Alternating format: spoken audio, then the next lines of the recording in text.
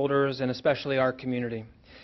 It came from our Bell Schedule survey. This was the culmination of a substantial process to gather input from the public. Our survey was available in English and Spanish, and nearly 57,000 people took the survey and voted for a preferred Bell schedule. The survey was promoted by emails, texts, phone calls in English and Spanish to parents and staff, news media stories, multiple social media campaigns, and working with our partners, including our PTAs. We also gathered input through our Bell Schedule simulator, in which we got over 1,800 options to select from, 3 public meetings out in our community. We had forums with students, parents, and other groups of stakeholders. We had thousands of social media comments. We've had public comments at board meetings, and last spring we held focus groups with parents when we had an initial recommendation to talk about, along with an email address by which we got hundreds and thousands of suggestions that came through that last spring. The Bell Schedule survey gave 6 options for possible Bell schedules, but there was one option that was definitely the consensus first choice. It was the top pick overall and also the top pick for nearly every specific group of respondents, including parents, students, and staff. This option was chosen by a wide margin over the other 5 options. It was preferred by 30% of the respondents. The next most popular option got 18% of the votes. Now I'd like to show you the option that was preferred in our survey. The public's preferred option was option A. As you can see, option A would be a significant change for our district if the school board approves it next week. Elementary schools would start first, then high schools, and then our middle schools. Our job as the district staff is to take this input from the public and look at how we could implement this schedule in our schools. So we reviewed it from many perspectives: learning, logistics, and many other considerations. Here is the staff's proposed plan to implement the preferred option from the public. Again, this is what would be done if the school board approves the schedule on October 17th. You'll see that elementary school would start at 7:40 and end at 1:55. High school would start at 8:30 and end at 3:25. Middle school would start at 9:25 and end at 4:20. We also have the times for our magnet schools. Magnet elementary schools would start at 8:45 and end at 3 o'clock. Magnet middle and high schools would start at 8:30 and end at 3:25. An important note, with 230 schools, there will be some variations on this general schedule across the district. You can find the proposed plan for every one of our schools on our website. It's important to explain why we need to change the Bell schedule in some way. The existing schedule does not allow enough time for buses to complete their routes between schools. Because of that, last year more than 12,000 students were late to school every day, and it was not their fault. That cannot continue in our district. Every student deserves a full day. This option was the most preferred by parents in our survey, but there still may be a concern for some parents. Some students in elementary school may be waiting for buses or walking to school before the sun is up. That's a challenge. I definitely recognize that. However, 48 of our elementary and K-8 schools are already starting at 7:45 or earlier right now. That means about 1/3 of our schools with elementary age students already use a schedule like this because it meets the needs of those schools. The neighborhoods around those schools and the school staffs are also used to that timing. Also, because buses will start their days on elementary school routes, they'll be more consistently on time at their elementary school bus stops. Elementary school campuses would open earlier than they do now, which could really help parents who need to get to work. We'll be offering before-school care at a low cost, which gives parents more flexibility to use other transportation options. In general, magnet school buses will pick up students later in the morning than they do now. That is a big benefit to many of our magnet students who currently have the earliest bus pickup times in the district. This may also help our more families consider magnet options. Under this proposed bell schedule, high school would start an hour later than it does right now. This matches guidance from the American Academy of Pediatrics. They recommend high school start at 8:30 or later. Plus, studies have found that high school students who get the sleep they need and start school at 8:30 or later have improved attendance and graduation rates, which is one of our district's strategic goals. They also have fewer fatal car crashes. It also contributes to a better educated and higher earning workforce. And a Columbia University study found 16-year-olds who get less than 6 hours of sleep a night were 21% more likely to be obese 5 years later. We held high school student forums. Students told us again and again that starting high school early has been a real challenge for them. This proposed schedule would allow more planning time or collaboration for our middle school and high school teachers, and will be offering before school care at a low cost at all our elementary and middle schools that need it. I'm sharing this with you today so everyone in Hillsborough County can review this. The board will discuss this proposed bell schedule, which was created from public input, and they'll vote on it at their meeting on October 17th. Everyone can look at the details and give feedback on our website, sdhc.k12.fl.us. And please remember, we are responding to our community, and we're listening to what you are telling us. We value your input as you help us prepare students for life. Thank you, and I'll be glad to open it up for questions.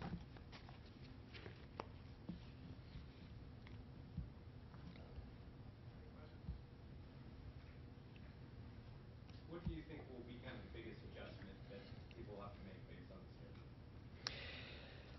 I think we talked a lot about this. So one of the biggest adjustments, obviously, is a little later start time for our high school students, which I think they'll be glad to make that adjustment. But we do realize this will change some patterns of flow and rhythm in our community. That's why this is not this whole exercise of garnering input. We needed to consider all of the impacts, not just for the student, not just for the employees, but the parents and getting them to work on time. It's been a challenge, I'll be honest with you, in our elementary schools, which is where our parents want to watch their children in the morning the longest. How when either A, they have to wait a little longer to get their child to school, therefore they may not be able to make it to work, and most work starts around 8 o'clock here in this community.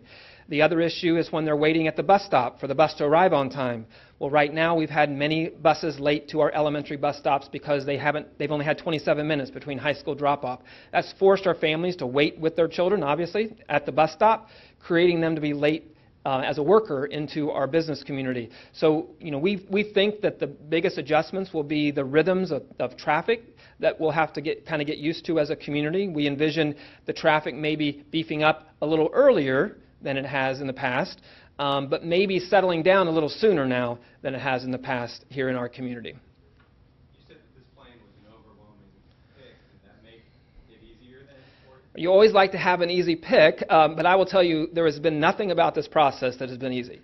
Everything about this process has been about listening to a lot of various stakeholders. As I said, when we change bell times, this is impacting millions of people, not just the parents and the students in our district. This is impacting everyone out on the road, every workplace in our community.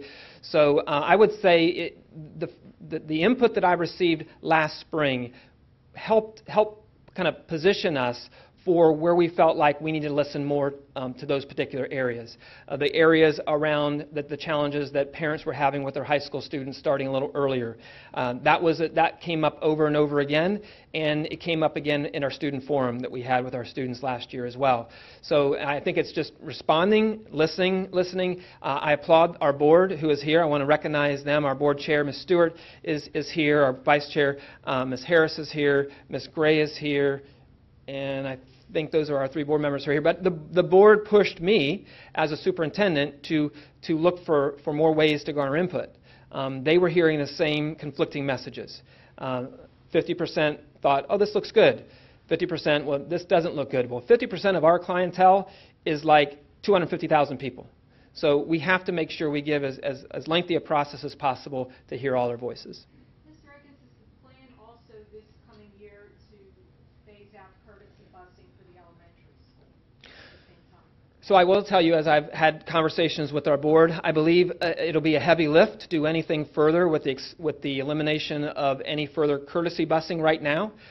So the plan would be, right now we would continue to implement our high school and middle school courtesy busing that we have currently eliminated. We're working with the county right now to try to build some infrastructure out there to maybe help in some areas that have been some pain points that have been brought to us. Obviously, we want to smooth those areas out. But it also, bell schedule changes, that is a huge shift in our transportation world too. So I think that this is enough for 2017-18 to really come as a proposal. We'll hold off for at least a year to expand any elimination of our elementary courtesy busing. Obviously, you can't make every parent or employee satisfied with this. What do you say to those that say this is just out of bounds for what I'm able to cope with, even though it might be best for the overall? Sure, and we certainly hear that. So what we try to find is we try to find those pain points. You know, some of those pain points might be, wait a minute, I've got to perhaps, you know, my child's getting out at 1:55 now in elementary. I don't have a way to pick them up. So we help them with our after-school care, low cost. We have before-school care. One of our pain points, I believe, would probably be our middle school starting at 9:25. So parents, they need to get on to work too. So having in all of our middle schools an early before-school care at low cost, so our families can still drop them off at the same time they're dropping them off now, but there's someone watching them, supervising them, allowing them to get some of their homework done perhaps as they prepare for the school day. So those are the things that we've tried to anticipate all those things, because all of our folks are also parents. And so as much as this is impacting parents that are not employees of the school districts, it's also impacting employees that are parents in our school district. And so you hear from some of our employees who are parents, listening to some of their concerns, and then trying to figure out ways to kind of soften some of those challenges that we know that will exist out there. Well, I think you would say they were low cost compared to other options that you have out there in the community. No, there's not a reduction. We've always been a very low cost program if you compare that to other child care providers across the community. So we can get you that information, Dahlia, as far as overall cost. But you're going to expand the child care? Yeah, we want to make sure in every one of our middle schools that not every middle school might have a before school care. We'll need to ensure that every middle school has that next year because we know the extra 20-25 minutes that is now delayed in their start time, parents need to get on to work. So we'll want to make sure that all of our middle schools have that option, all of our elementary schools still have that option. Although I do say now that we have a 7:10 drop-off time in the morning beginning in our elementary schools, many of our parents will have at least 50 minutes to get on to work if their work starts at 8 o'clock. So that's going to probably be more of a benefit for some of our elementary families. What happens to the extra reading time schools and how much of a complicating factor Yep. is that? We factor that in. So if you go up to the slide that has the end times, I shouldn't say the end times. It has the times that school is ending. How's that? When we have the end times for school, you'll see that between the elementary dismissal and the high school dismissal, we have built in 1 hour and 30 minutes.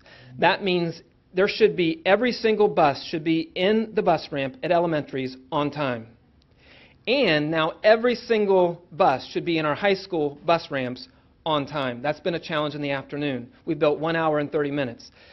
With 1 hour and 30 minutes, we only need 1 hour. So what we've had to add in this year is 30 minutes on the front side. So now any ERT schools will just add to the 1:55.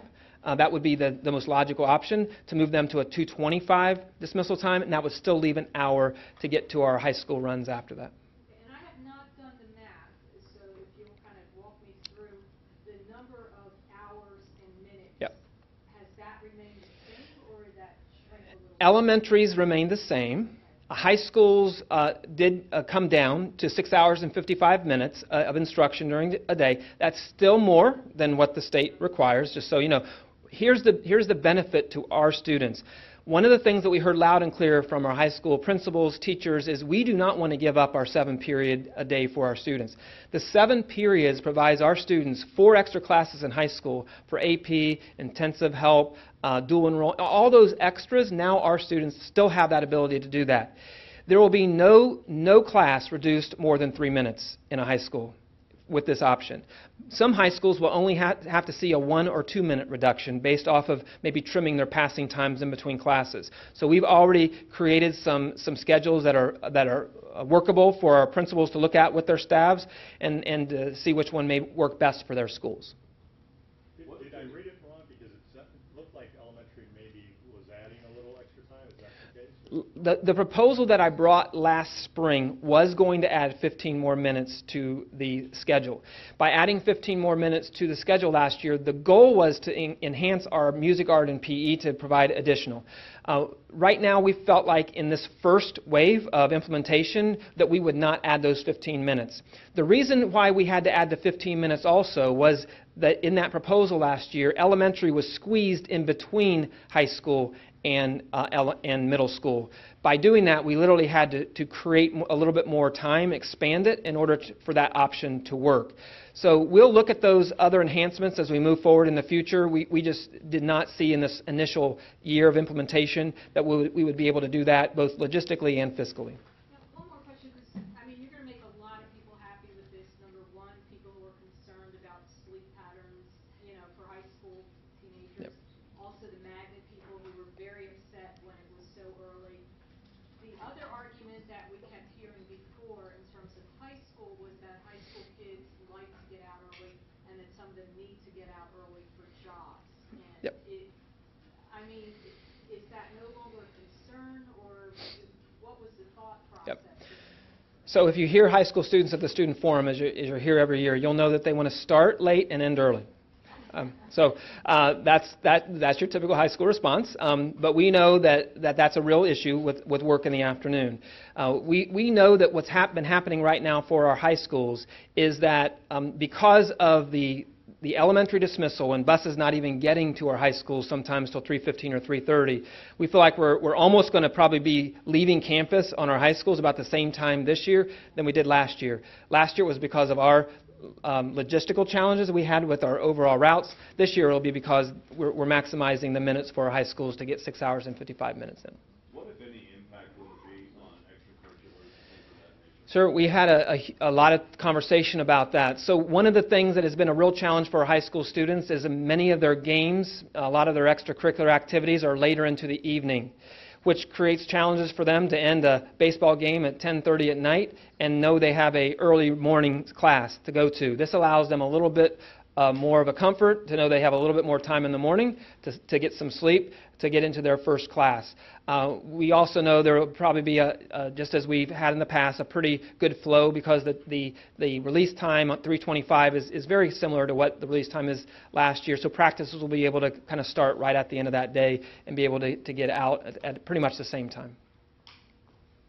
Yeah, how is this proposal, well now it's definite, but how has it been received by the staff, specifically teachers? Are they on board with it? Well, they were the big respondents to the survey. So part of this is not waiting to release a schedule and then getting their feedback. This is really about, we want from the ground up, if you think about the process we went through, we literally allowed teachers to help create some of these options from the very beginning. And so that helped initially with them having a little bit of ownership of some of the choices that they were ultimately selected. Now it really is about, if you look at who chose which option more, the option that we landed on was the one that teachers felt like, both in elementary, middle, and high, this is the option that we could live with the very best compared to all the options that we have out there. So I feel like, once we move forward, the feedback that you'll probably get, I believe, is more positive on the teacher side. The adjustment, obviously, a little bit early in the morning for elementary. I think high school, you're talking to a high school teacher right there beside you, a little earlier. He says, yeah, I might go back and teach right now. Starting a little bit later is definitely a win for some of our high school teachers that have not had that experience for a long time. And also, please remember, our high schools, in order to get the buses out of the loop in time, our buses have literally had to show up at our high schools between 6:30 and 7 in the morning. And that means high school students have been getting on the bus at 5 or 5:15. That will no longer be the case in Hillsborough County. And how much of a cost savings do you say this is? So the cost savings in this will really be about the efficiencies that we will now be able to garner in our logistics with our transportation routes. In the past, because we haven't had a good separation between the morning, high school, and elementary, we've almost had to double hire some bus drivers in order just to take care of that lack of planning, so to speak. And that's going to no longer be the case. Some drivers may literally be able to drive an elementary run, a high school run, and a middle school run, which has probably never been the case since we've been in place in Hillsborough County, which will allow us to be more efficient with our overall hiring with our transportation. I will tell you, though, this year is the very first year Hillsborough County has actually had more bus drivers than routes.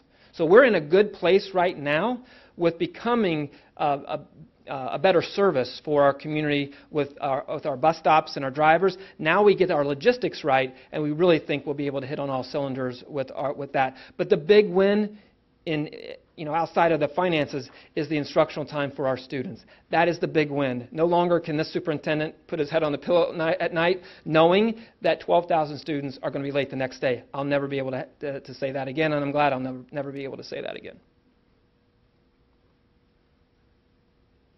All right, thank you very much. I appreciate your time here.